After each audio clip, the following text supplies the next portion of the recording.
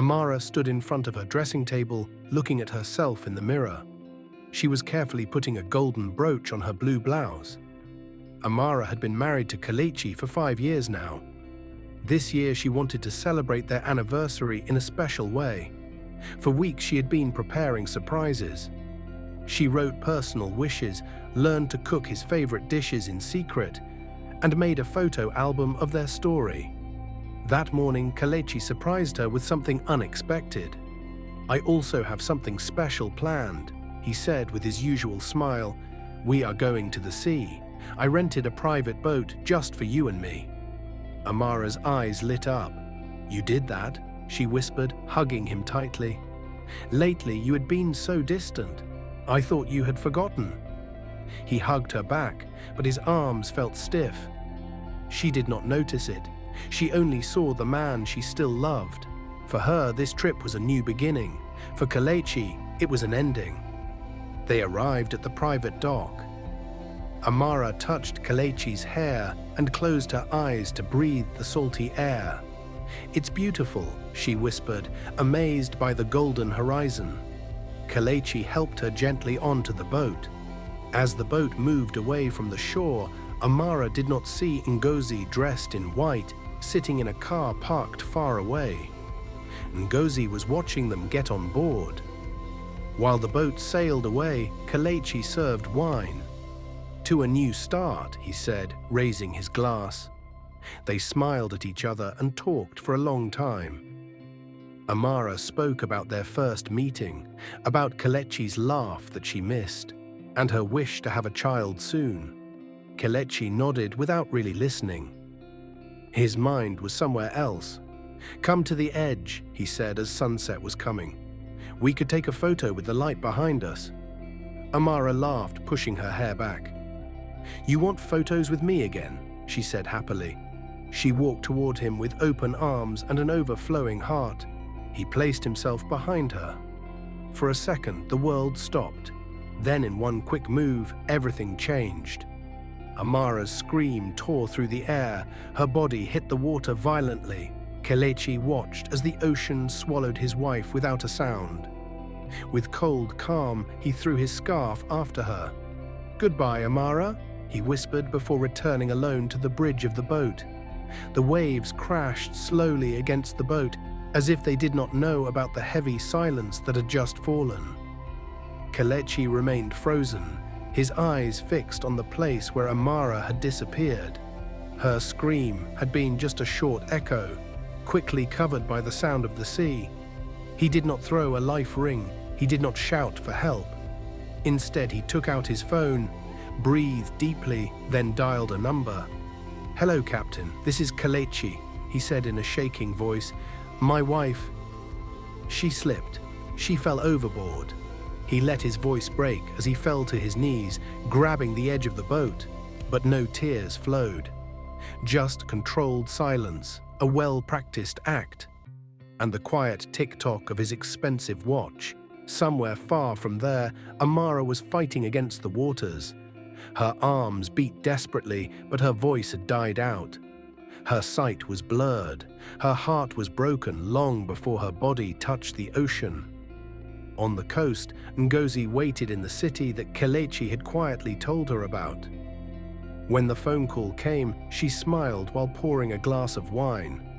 "Is it done?" she asked. Kelechi's voice was low and tired on the phone. She left. No one saw anything. No cameras. Nothing.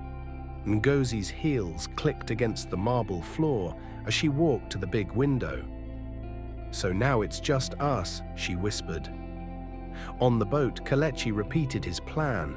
He messed up his shirt, ruffled his hair, and tried to look panicked. When the Coast Guards arrived 30 minutes later, he collapsed into their arms dramatically. "She slipped," he shouted. "She went too close to the edge. I told her to be careful." The search lasted until twilight, but all they found was Amara's scarf floating alone on the surface. "There may still be hope," said one officer. Kelechi nodded with tight jaws, but in his heart he already knew that Amara would never come back. At least, not as he imagined. The news of Amara's disappearance quickly made headlines. In less than 24 hours, all the media reported the case. Business manager disappears at sea. Tragic accident. Kelechi, dressed in black, sat in front of the cameras. His eyes seemed tired, reddened by forced tears. "She was the love of my life," he said in a broken voice, holding a photo of Amara in one hand and her scarf in the other. "We had plans. She wanted children." The nation cried with him. Neighbors brought food. Friends said prayers and lit candles. But none knew that under his dark jacket, his phone constantly vibrated with messages from Ngozi. "Soon," she wrote, "you will finally be free." Kelechi played the role of the sad widower perfectly. Even his tears during the prayer service moved people. His silence at the memorial inspired pity. But in the shadow of their bedroom where Amara once slept, he was now sleeping with Ngozi. "They believe me," he whispered against her skin. "They really believe it."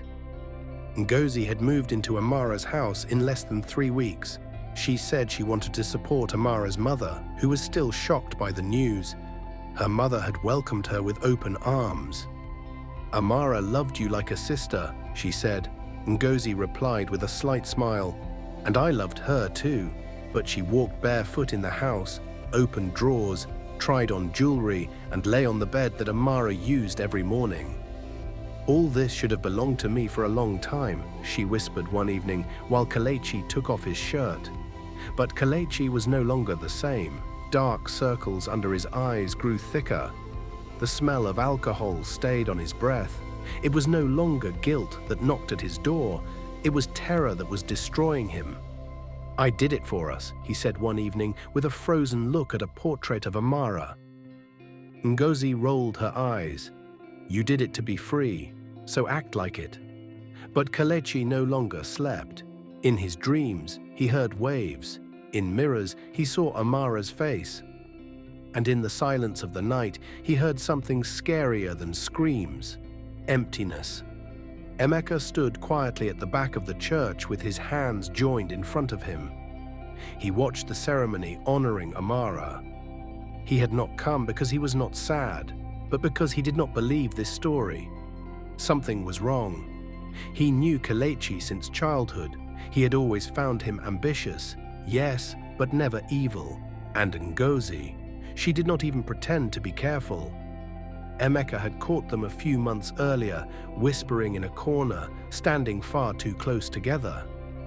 He had not said anything at the time, but today, seeing Ngozi holding Kelechi's arm while the priest prayed for Amara's soul, anger formed in his belly.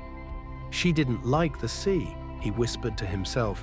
Why would she have agreed to a boat trip? After the ceremony, he slowly approached Kelechi.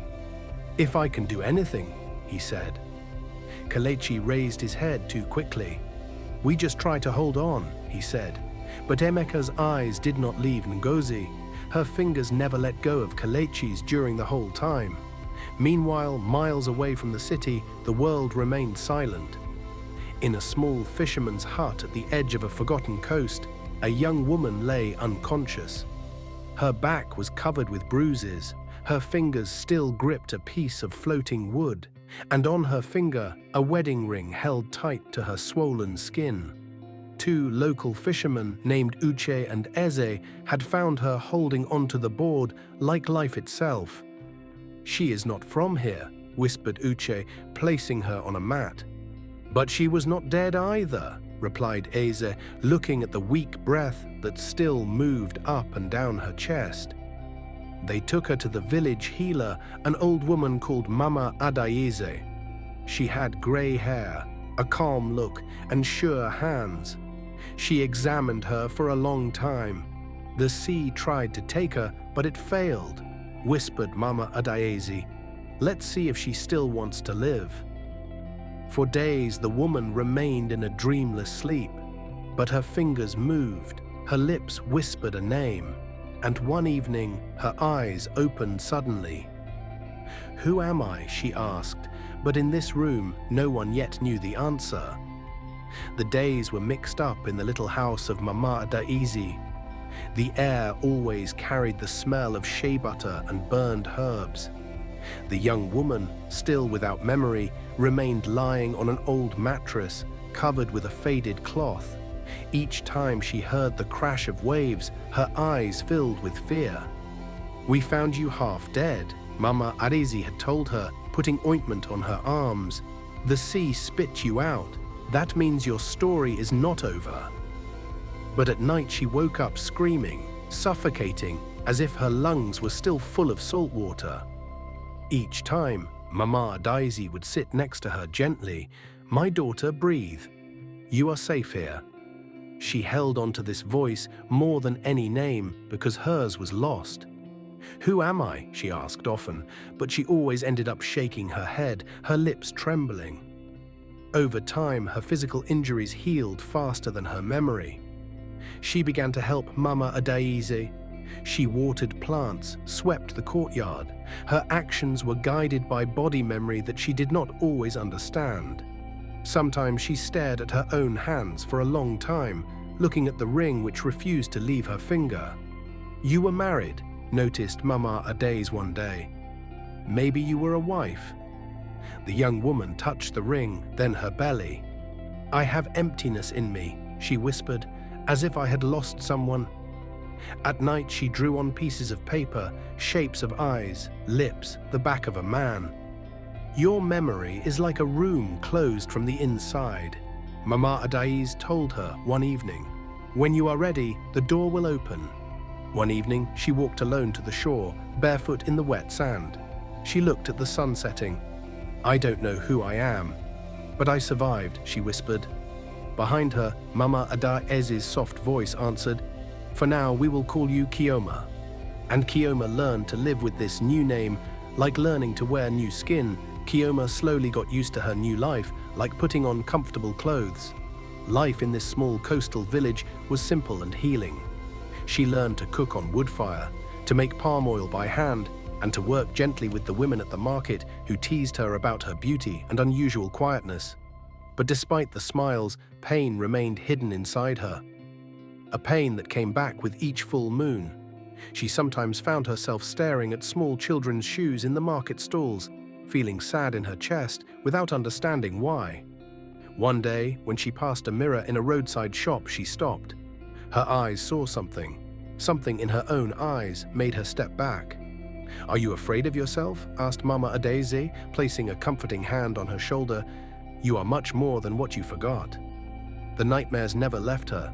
In her dreams, Kioma was always on a boat with her arms stretched out.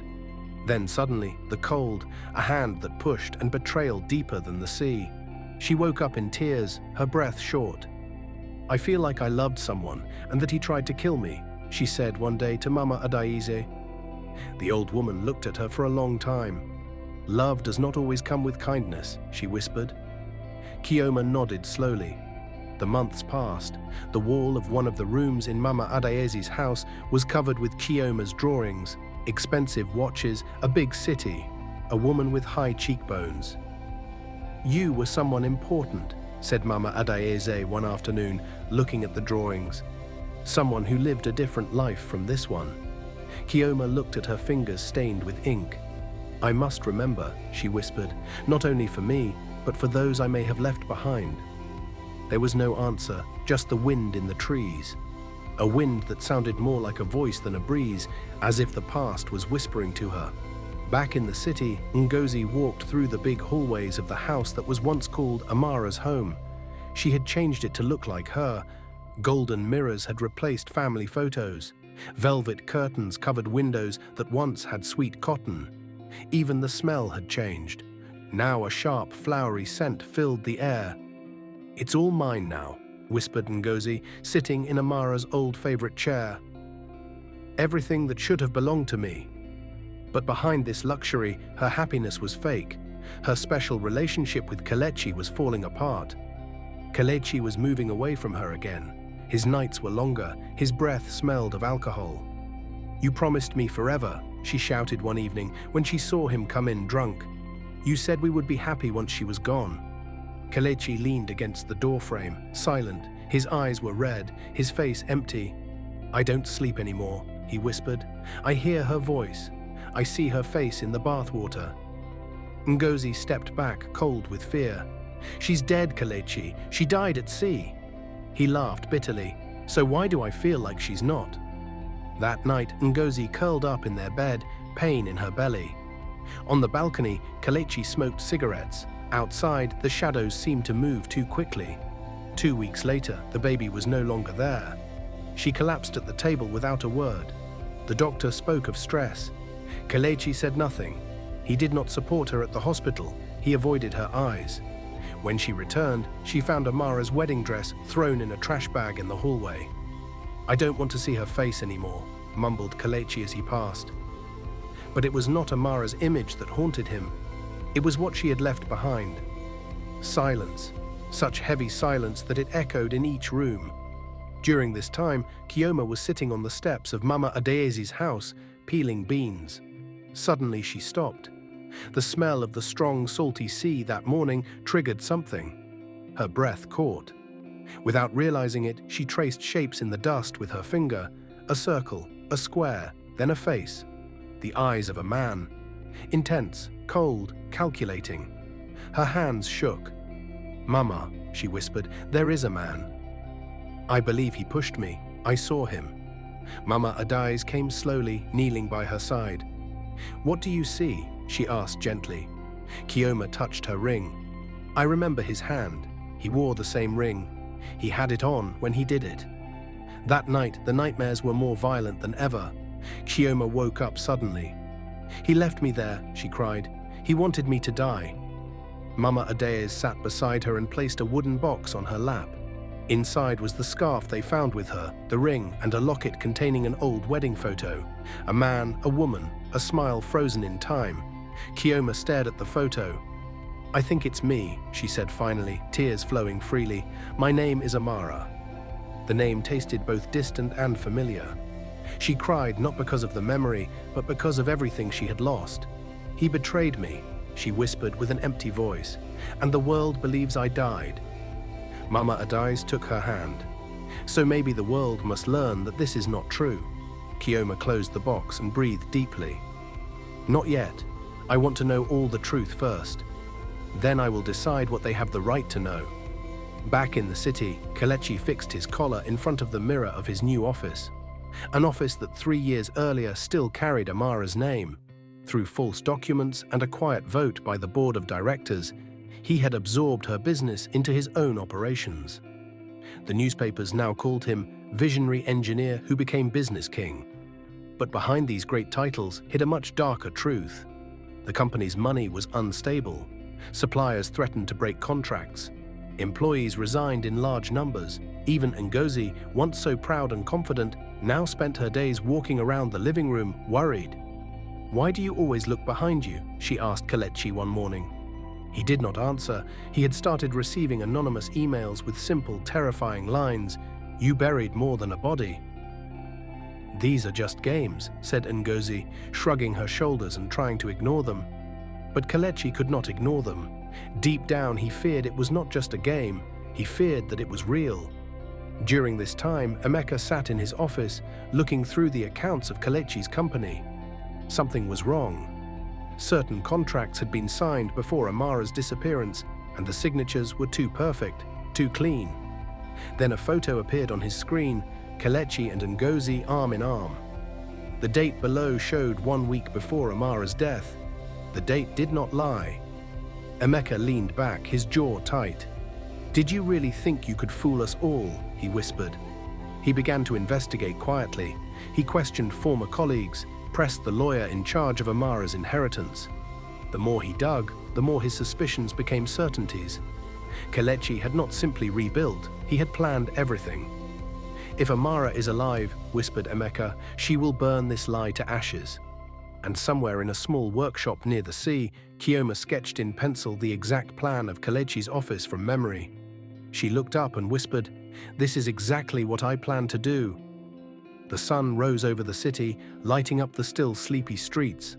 A new prayer service was organized, this time to officially honor the memory of Amara. Her name had been carved on a marble stone. Her photo, framed with faded flowers, sat near a grave without a body. For everyone present, it was a final goodbye. Kelechi stood in front of the gathering, dressed in black, holding a speech he had written carefully. His voice shook. She was a light in a dark world. I will carry her memory forever. Some nodded with wet eyes. Others listened quietly with serious faces. Behind him, Ngozi, dressed in simple black clothes, wore a black veil. People had already started calling her the Shadow Widow. But when Kelechi stepped down from the platform, a quiet voice stopped him. You didn't even mention how she died, whispered Emeka. Kelechi froze but continued walking. Miles away, in the peace of Mama Adese's hut, Kioma watched her own burial on the cracked screen of a tablet. Her fingers gripped the edge of the table. She did not cry. He stood on that stage, she said in a flat voice, pretended to be the victim, buried me with a smile. Her voice turned cold. They clapped for him. She pushed the tablet away and stood up slowly. He thinks I drowned, that I'm gone. She turned toward Mama Adese, her eyes filled with new determination. But he made one mistake. What mistake, my child? Asked the old woman gently. He left me alive. That night, Kioma spread out all the documents she had redrawn from memory: contacts, contact codes, security numbers. She lit a lantern, sat at her small table, and began to write. If he wanted my death, I will make him regret letting me live. The next day, in front of a dusty mirror in a small house on the outskirts of the city, Kioma looked at her reflection. Her hair was thicker, her skin carried traces of the sun and simple life, but it was her eyes that had changed the most. They were no longer broken, they were determined. She held an old newspaper clipping in her hands. The visionary widow, Kelechi Okafor, the pain of loss remains unbearable. In the photo, Kelechi and Ngozi were smiling at a fancy party. Chioma folded the newspaper. You buried me under lies, she whispered. Now it's time to dig up the truth. Behind her, the mirror no longer showed a destroyed woman, but a woman rebuilding herself. She opened the locket that Mama Adese had kept among her things. Inside was the photo of her father, the man who had taught her to watch before trusting, to be silent, and to strike when nobody expected it. There, she had grown up learning to study people. But Kelechi had crossed her defenses, never let her see his true self. She tied her hair into a strict bun, put on red lipstick for the first time in years, then put on a navy blue suit. You wanted to erase me, she said to her reflection, but I will appear in every headline, every court case, every broken mirror.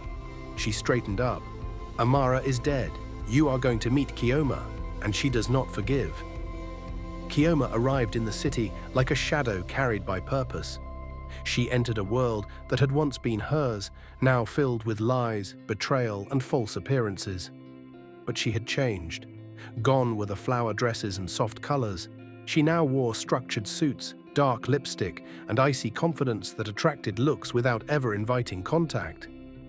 She rented an apartment in the city center under a new identity. Miss Chioma Okoro, an identity created from scattered pieces thanks to fragments gathered over months. No one suspected that the woman who was soon to sit in the most important meeting rooms in the city was the one they believed buried 3 years ago. Have you studied law abroad? Asked the manager from the legal advisory firm. Kioma smiled slightly.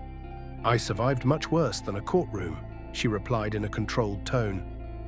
A week later, she was hired as a private consultant. Ironically, fate had it that the firm that recruited her was the same one that managed Kelechi's business mergers. Her first day in the glass offices on the 15th floor was like walking on ashes with a match in hand. She passed in front of the reception where she once used to send lunch to Kelechi. Today she arrived with secret files and politely refused the coffee that was offered to her. Stay concentrated, she whispered to herself. Her first file concerned company merger contracts, and some led directly to Kelechi's company. In the evening, in the calm of her apartment, she studied each piece of information, connecting each detail with recent transactions. He's moving money through fake contracts, she said, taking notes. Suddenly her phone vibrated, an email with no sender. Subject, we know who you are. She stared at it, then smiled. Let them look, she breathed. They won't see me coming. In this city where they had cried for her, Chioma had not returned to be applauded. She had returned for the truth, and for the first time in 3 years, the truth wore heels and had a plan. Emeka was sitting in his office when a new email appeared on his screen. A new consultant had been assigned to his file, Chioma Okoro. The name meant nothing to him, but something about it felt familiar. Meanwhile, in the big house that was once Amara's, Kelechi stood by the window, looking out at the city. His hand shook as he held his morning coffee. "She's out there," he whispered to himself. "I can feel it." Ngozi entered the room, frustrated. "Who's out there?" "Amara is dead, Kelechi. You saw her drown." But Kelechi did not answer. Deep in his heart, he knew something was coming. Something that would destroy everything they had built on lies. In her new office, Chioma opened her laptop and began typing. Her first target was clear. She would start with the money trail. Every lie Kelechi had told, every document he had forged, every life he had destroyed would come to light. "Welcome back, Amara," she whispered to herself. Time to reclaim what was stolen. The game of justice was about to begin, and this time the dead woman was very much alive. Chioma's first week at the law firm was like being a ghost in her own life. She walked through hallways where people once knew her as Amara, but now they saw only a sharp, professional woman named Chioma Okoro. Her desk was placed perfectly. She could see everyone coming and going, but no one paid much attention to the new consultant who worked quietly in the corner. On Wednesday morning, she got her first real break. A junior lawyer named Adaora came to her desk with a thick file. "We need help with this merger case," Adaora said, dropping the papers. "It's the Okafor Industries deal. Very complicated." Chioma's heart skipped a beat, but her face remained calm. "I'll handle it," she said simply. That evening, alone in her apartment, they were papers transferring her company's ownership to him. "You planned this for months," she whispered, her finger tracing the forged signature. "You didn't just want me dead, you wanted everything I built." She took photos of each page with her phone, then carefully put everything back in order. Tomorrow she would make copies when no one was watching. The next morning, Kelechi stood in his office looking out at the city. Something felt wrong. He had been having the same dream for 3 nights. Amara standing at the edge of water, but this time she was not falling. She was walking back to shore. "Sir?" His secretary, Ifeoma, knocked on the door. "Your 10 o'clock appointment is here." "Send them in," Kelechi said, turning from the window, but what he saw made his blood run cold. A woman walked in, tall, confident, wearing a dark suit. For just a moment, something about her walk, the way she held her head, reminded him of Mr. Okafor, the woman said in a clear voice. "I'm Chioma Okoro from the legal firm. I'm here about the merger documents." Kelechi stared at her face, searching, but this woman had different hair, different makeup, different clothes. Still, something nagged at him. "Have we met before?" he asked slowly. Chioma smiled coldly. "I don't think so. I would remember." But inside, her heart was beating fast. Here was the man who had pushed her into the ocean, the man who had stolen her life. And he was standing 3 feet away with no idea who she really was. "The documents you signed," she continued, opening her briefcase. "There are some questions about the dates." Kelechi's eyes sharpened. "What kind of questions?" "Well," Chioma said, pretending to look through papers, "some of these contracts were signed before Mrs. Amara Okafor's death, but they transfer ownership of her company to you. That's unusual." The silence in the room was thick. Kelechi's hands began to sweat. "My wife and I discussed everything," he said carefully. "She wanted me to take over if anything happened to her." "Of course," Chioma nodded, "but usually there would be a will, or at least witnesses. These papers..." She looked up at him with innocent eyes. They almost looked like someone copied her signature. Kelechi's face went pale. "I think this meeting is over." "Of course," Chioma said, standing smoothly. "I'll just need to verify a few more things with the other lawyers." "Don't worry, Mr. Okafor. The truth always comes out." As she walked to the door, she turned back. "Oh, and Mr. Okafor, your wife was a very lucky woman. It's too bad she didn't get to enjoy her success." After she left, Kelechi collapsed into his chair. His hands were shaking.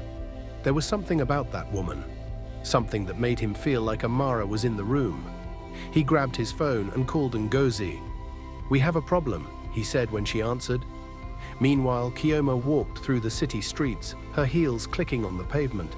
Phase 1 was complete. She had planted the first seed of fear in Kelechi's mind. That evening, she met with Emeka at a quiet coffee shop. She had contacted him using a fake name, saying she had information about Amara's case. "You said you had evidence?" Emeka asked, looking around nervously. "I do," Kioma said, sliding a folder across the table. "Look at the dates on these documents." Emeka opened the folder and his eyes widened. These contracts were signed before Amara died, but they give everything to Kelechi. "Exactly, and look at this." She showed him a photo from her phone, Kelechi and Ngozi together at a restaurant, laughing. The date stamp showed it was taken the night before Amara's death. "They planned this," Emeka whispered. "They planned all of it." "The question is," Kioma said, leaning forward, "what are you going to do about it?" Emeka looked at her carefully. "Who are you? How did you get this information?" Kioma smiled mysteriously. "Let's just say I'm someone who believes in justice. Someone who thinks Amara deserves better than to be forgotten." That night, Kelechi could not sleep. He walked through his house, checking locks, looking out windows. In the living room, he found Ngozi painting her nails, acting like nothing had happened. "There's a woman," he said. "A lawyer. She's asking questions about the documents." Ngozi looked up, annoyed. "So what? The documents are legal." "Are they?" Kelechi asked. "Because she seemed to know things she shouldn't know." "You're being paranoid," Ngozi said, but her voice was tight. "Amara is dead. You saw her drown. Nobody knows what really happened." But as she said the words, she remembered the anonymous emails, the feeling of being watched. Maybe Kelechi was not so paranoid after all. The next morning, Kioma sat in her office, making a list.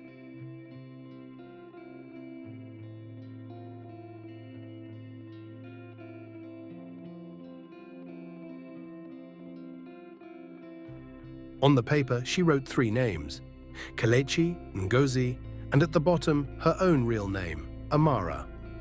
"One by one," she whispered, "I will take back everything you took from me." She picked up her phone and dialed a number. When the person answered, she said, "This is Kioma Okoro. I want to report a murder."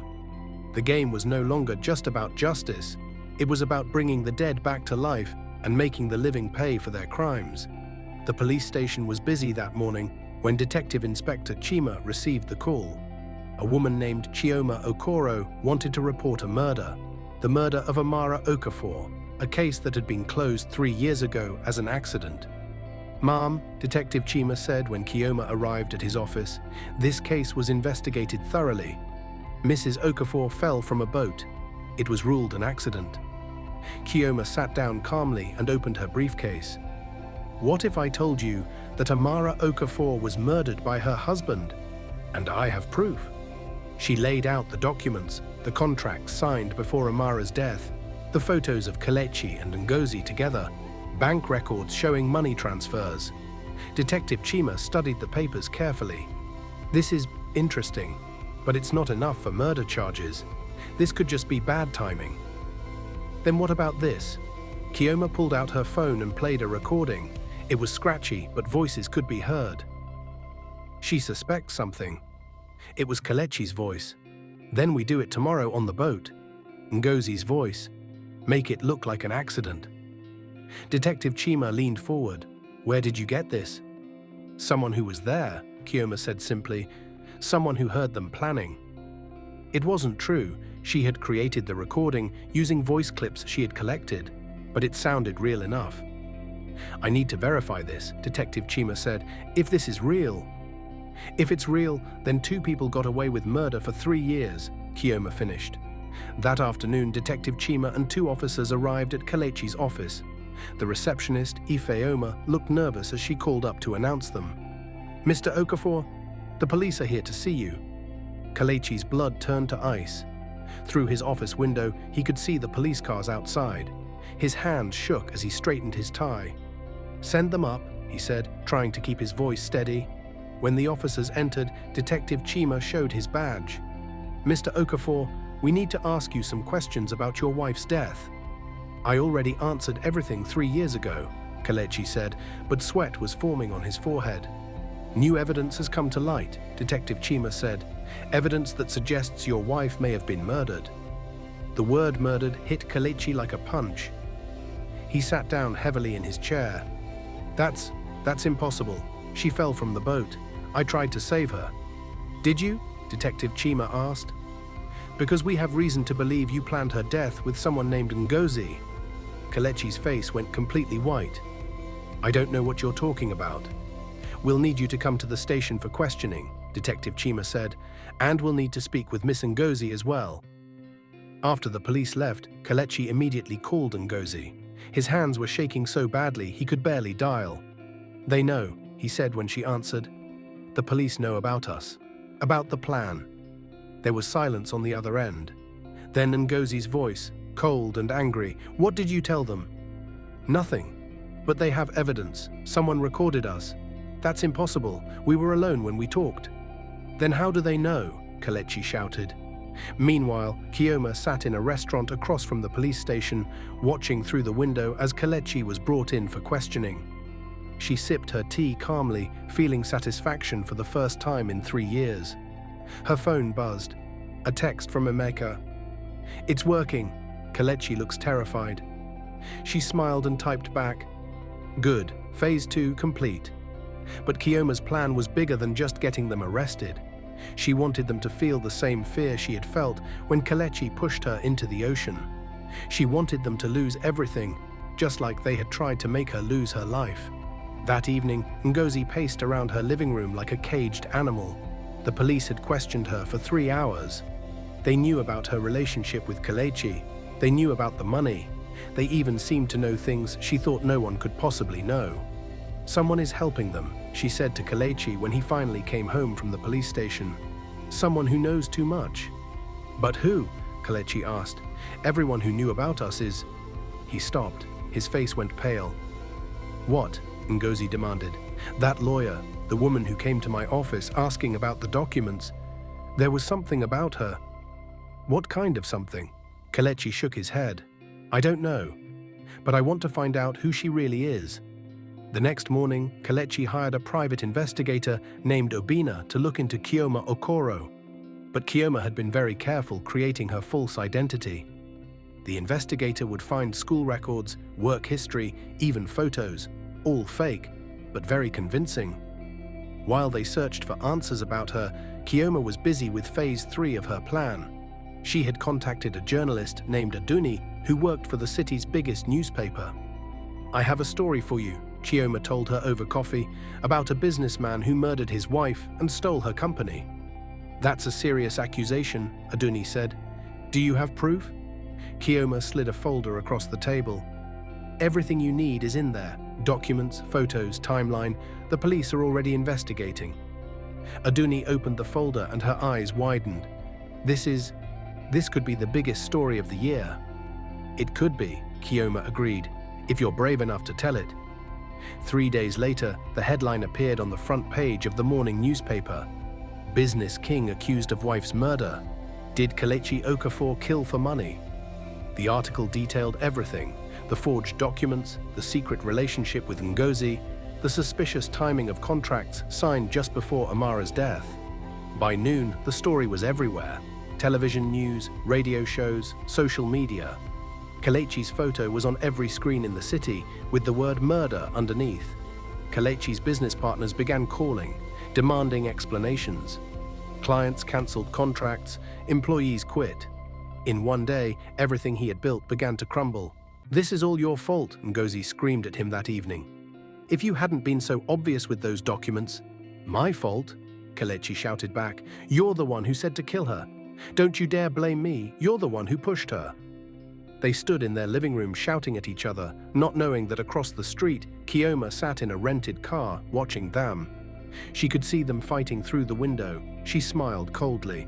"Let them destroy each other," she whispered, "just like they tried to destroy me." But Kioma wasn't done yet. Tomorrow she would reveal the biggest surprise of all. Tomorrow she would let them know exactly who had been hunting them. Tomorrow the dead would speak. The sky over the city was grey and heavy, as if the heavens themselves were holding their breath. Inside the Okafor mansion, the atmosphere was even darker. Kelechi barely slept. His phone had stopped ringing after midnight. His lawyers, investors, and even his sister had given up trying to reach him.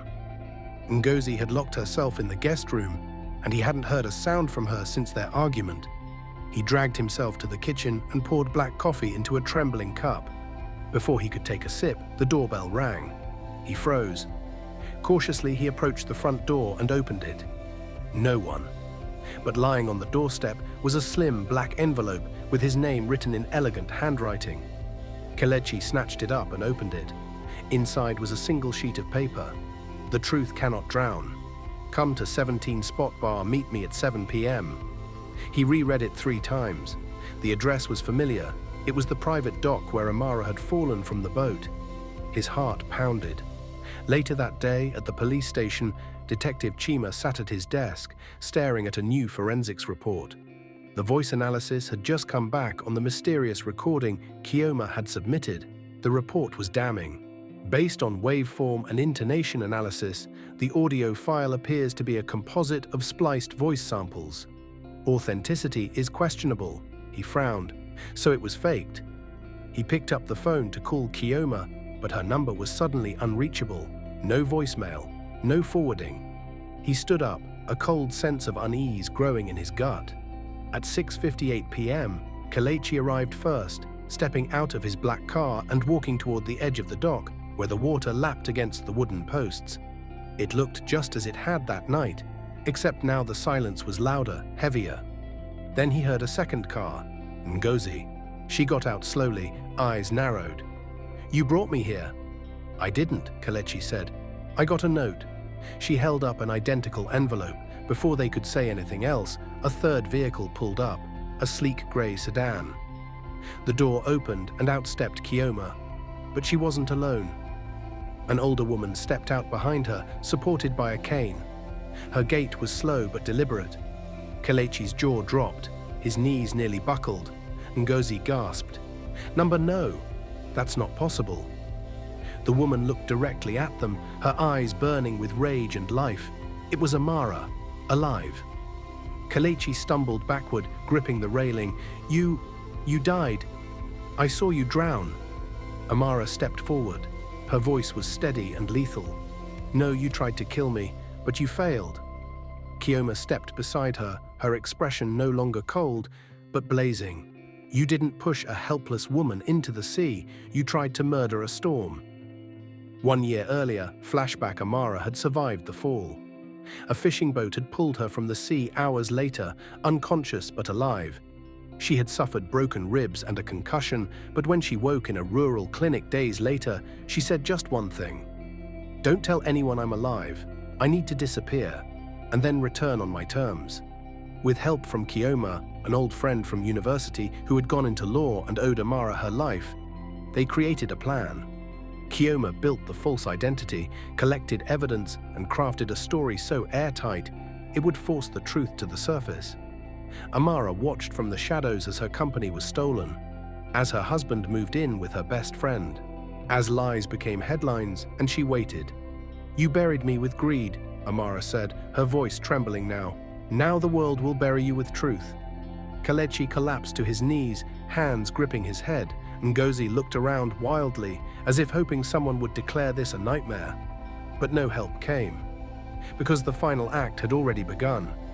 Detective Chima arrived moments later, summoned by a text Kioma had sent him hours before.